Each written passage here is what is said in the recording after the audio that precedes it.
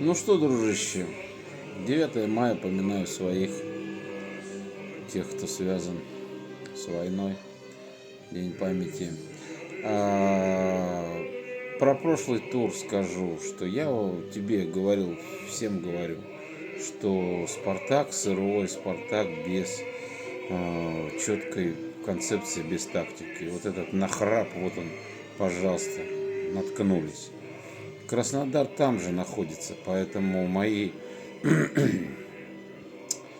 прогнозы такие. ЦСКА выиграет у Краснодара завтра, а Зенит либо проиграет, либо в ничью сыграет с Махачкалой.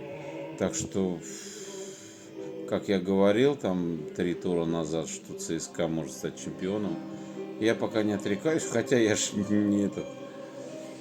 не оракул. Так что давай пока, будем смотреть.